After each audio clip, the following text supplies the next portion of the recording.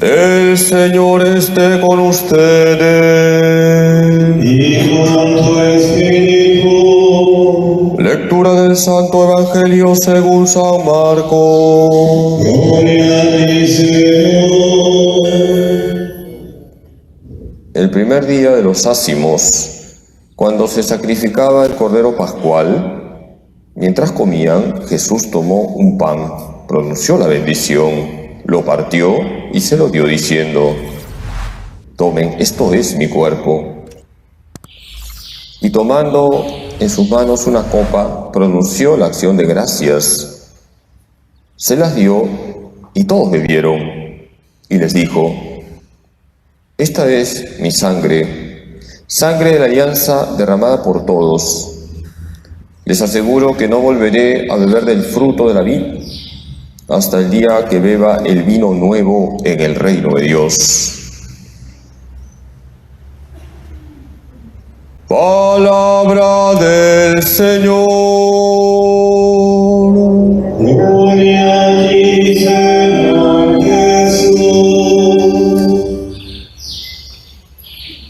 Queridos hermanos, en todas las culturas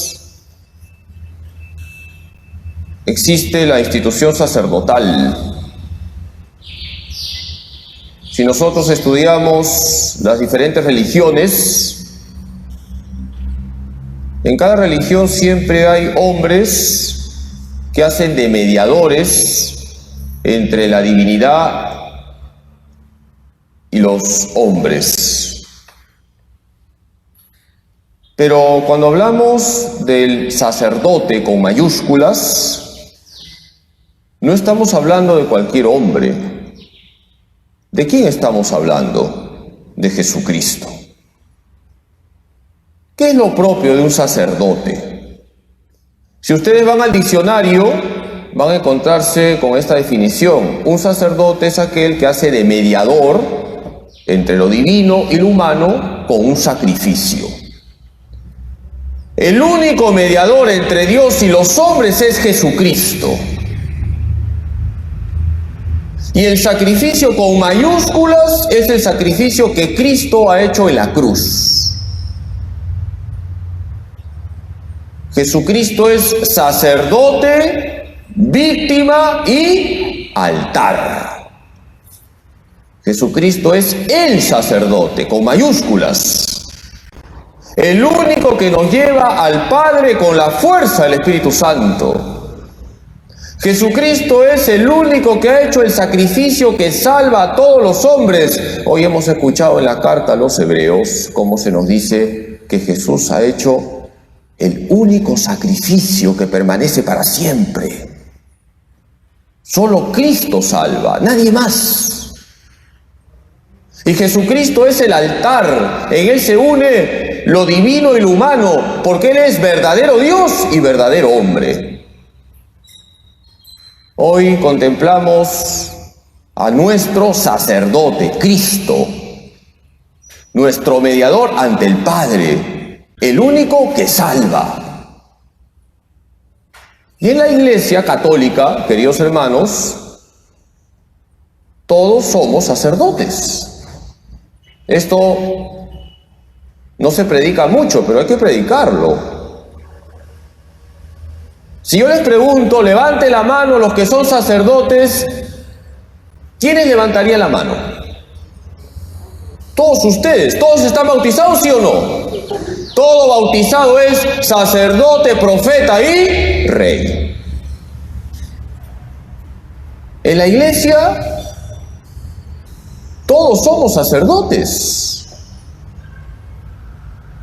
Todo bautizado está ungido y participa del sacerdocio de Cristo. Ahora bien, hay dos formas de participar del sacerdocio de Cristo.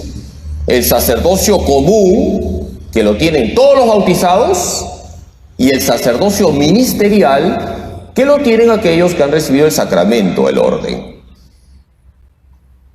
Por lo tanto, en la iglesia todos tenemos el sacerdocio común. ¿Y qué significa tener el sacerdocio común? Significa que todo lo que hagas tiene que ser una ofrenda agradable a tu Padre Dios. Y para que todo lo que hagas sea una ofrenda agradable a tu Padre Dios, todo lo que hagas tienes que hacerlo en comunión con Cristo sacerdote. Esto es algo muy importante, queridos hermanos. Cada miembro de la Iglesia Católica debe cumplir su misión sacerdotal, siendo una ofrenda agradable a Dios. ¿Y cómo somos una ofrenda agradable a Dios? Cuando todo lo que hacemos a lo largo del día, lo hacemos en comunión con Cristo sacerdote. Cuando un taxista hace bien su trabajo, está cumpliendo su misión sacerdotal. Cuando un médico hace bien su trabajo, está cumpliendo su misión sacerdotal. Cuando una profesora hace bien su trabajo, está cumpliendo su misión sacerdotal. Cuando un ama de casa hace bien su trabajo, está cumpliendo su misión sacerdotal. Fíjense qué importante es darnos cuenta que cada miembro de la iglesia tiene que cumplir su misión sacerdotal. Y si en la misa Cristo se ofrece por nosotros en el altar, tú tienes que ver cuál es tu altar. Puede ser tu carro si eres taxista. Puede ser tu quirófano si eres médico. Puede ser tus libros si eres profesor. Cada uno tiene su altar. Y ahí tenemos que ejercer nuestra misión sacerdotal. Pero además del sacerdocio común, ¿qué otro sacerdocio hay? ¿Se acuerdan? El sacerdocio ministerial. Y en este momento, ¿quién tiene el sacerdocio ministerial? Yo, porque recibí el sacramento del orden. Ustedes tienen el sacerdocio común. Y como ya he dicho, tienen que ser una ofrenda agradable a Dios, haciendo bien sus deberes de cada día. Y yo tengo el sacerdocio ministerial. Yo actúo in persona Christi. ¿Qué significa in persona Christi? Que actúo en la persona de Cristo cada vez que celebro los sacramentos. Hoy la Iglesia también nos pide rezar por todos los ministros sagrados, por todos aquellos que han recibido el sacramento del orden. Queridos hermanos, hay que rezar todos los días por los ministros sagrados. Los ministros sagrados, los sacerdotes, son muy importantes en la Iglesia. Si no hay sacerdotes, no hay sacramentos. Hoy hemos escuchado en el Evangelio la institución de la Eucaristía. ¿Por qué hoy la Iglesia proclama en el Evangelio la institución de la Eucaristía? Porque gracias a los sacerdotes hay Eucaristía. Los sacerdotes, cuando celebran la Santa Misa, son Cristo. Actúan in persona Christi. Por eso hay que rezar también por las vocaciones a la vida sacerdotal. Queridos hermanos, hoy les pediría que recen pidiendo 3 gracias para los ministros sagrados, para los sacerdotes. La gracia de la fidelidad, la gracia de la cercanía y la gracia de la santidad. ¿Han retenido? ¿Cuál es la primera gracia que hoy ustedes van a pedir por los sacerdotes? La gracia de la fidelidad. Un sacerdote tiene que ser fiel a Cristo y a la doctrina de Cristo, que es la doctrina de la Iglesia. Y no debe tener miedo de enseñar la doctrina de la Iglesia. Pidan ustedes hoy la gracia de la fidelidad para todos los sacerdotes. Pidan para que los sacerdotes sean fieles hasta la muerte. Y si es muerte de martirio, mejor todavía. Pidan, queridos hermanos, por la fidelidad de los sacerdotes. Que no tengan miedo a nadie, ¿Cuál es la segunda gracia? Pidan para que los sacerdotes sean cercanos. No solamente un sacerdote tiene que ser fiel a Cristo y a la doctrina de Cristo, tiene que estar con el pueblo de Dios, acompañar al pueblo de Dios. Un pastor tiene que estar en medio del rebaño, no solamente adelante y atrás, también en medio del rebaño. Y un sacerdote tiene que estar en medio del rebaño como sacerdote, predicando la palabra de Dios, celebrando los sacramentos, llevando a la gente al único que salva. ¿Quién es el único que salva? Cristo Jesús. Y la tercera gracia, ¿cuál es? La santidad, que es lo más importante.